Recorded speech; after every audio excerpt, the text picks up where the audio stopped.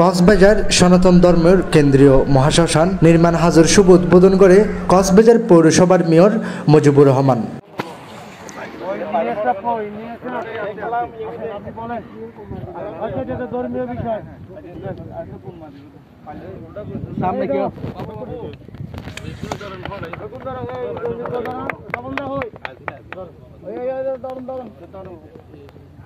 কক্সবাজার জেলাতে ৬০,০০০ সনাতন ধর্মাবলম্বী আছে।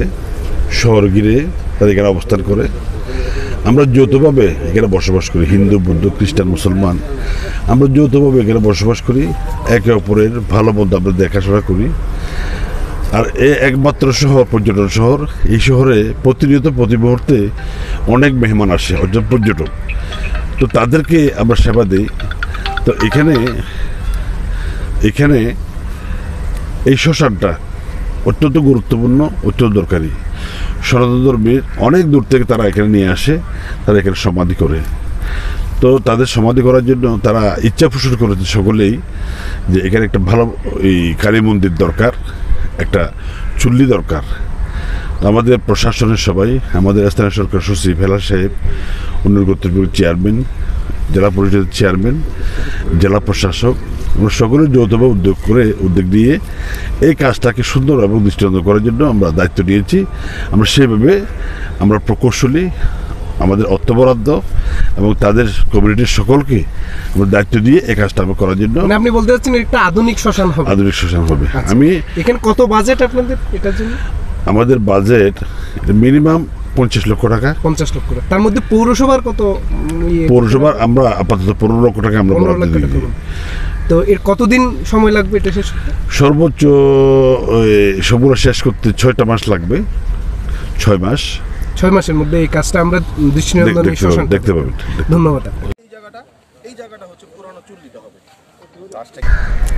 এই শ্মশানটি কক্সবাজার শহরের একমাত্র শ্মশান। কক্সবাজারের মানুষগুলোর দীর্ঘদিনের আকাঙ্ক্ষা এই শ্মশানটি একটি আধুনিক শ্মশানে পরিণত হবে। এখানকার মানুষ তার খুব কাছের জন, আপনজন, মা বাবা, স্ত্রী, সন্তানকে যখন সমাহিত করতে আসেন, তখন তারা তাদের সর্বোচ্চ মানুষটি যখন বিদায় দেন, সেই বিদায়ের প্রাক্কালে শ্মশানটিকে যদি উজ্জ্বল এবং অনাড়ম্বর দেখেন, তখন মনের মধ্যে যে একটা প্রাণবন্ততা তৈরি হয়, সে প্রাণবন্ততা দেখে স্বর্গের একটি স্বাদ তারা আস্বাদন করতে পারে। সেটি যদি হয়, অদূর ভবিষ্যতে কক্সবাজারের মহাশ্মশানের যে মহাপরিকল্পনা রয়েছে, এটা বাস্তবায়ন করতে পারলে আমরা আমাদের পরিবার পরিজন, আমাদের প্রতিবেশী সবাইকে সমাহিত করার ক্ষেত্রে আমরা অনেক বেশি সুন্দর এবং সাবলীলভাবে করতে পারবো বলে প্রত্যাশা করছি। এই সম্পর্কে একটু বলুন তো, যে আপনারা কি করবেন এখানে, কি প্ল্যান আছে আপনাদের? এখানে আসলে আপনি জানেন যে এই টোটাল এই কমপ্লেক্সটাতে প্রথমত এই যে একটা কমপ্লেক্স আছে, আপনারা দেখছেন যে এইখানে টোটাল মাস্টার প্ল্যানটা এখানে আছে, লেআউট প্ল্যানটা। তো এইখানে একটা জলাধার আছে, যেটা কক্সবাজার উন্নয়ন কর্তৃপক্ষের চেয়ারম্যান মহোদয় এটা হয়তো সংস্কার করবে আমাদের সঙ্গে যুক্ত হয়ে। এইখানে একটা পুরোহিতদের সেবায়েত ঘর, অফিস কাম, স্টোর, কাঠ শেড হাউস, রন্ধনশালা, তার মানে টোটাল এইখানে যে কর্মযোগ্য আছে যারা থাকবে, পুরোহিতরা থাকবে, এইখানে যারা সিকিউরিটি আছে যারা থাকবে, প্লাস এই শ্মশানের কার্যক্রমের সঙ্গে যারা জড়িত আছে তারা এই একটা শেড হবে, এই শেডের মধ্যেই থাকবে। প্লাস সবেদ স্নানাগার, এটা কিন্তু অনেক সময় হয় কি যে আমাদের সবাই হয়তো বাসা বাড়ি থেকে আমরা করে নিয়ে আসি, কিন্তু যারা এই বেওয়ারিশ থাকে, যারা হয়তো গরিব থাকে, তো যদি মনে করে ট্রাস্টি যে এই ট্রাস্টির উদ্যোগে এই গরিবদেরকে এই সুযোগটা দিবে, তো সেই ক্ষেত্রে এই জায়গায় আনেই যেন সেই ব্যবস্থাটা করা হয়, সেই যে স্নান করা হয় সেটা।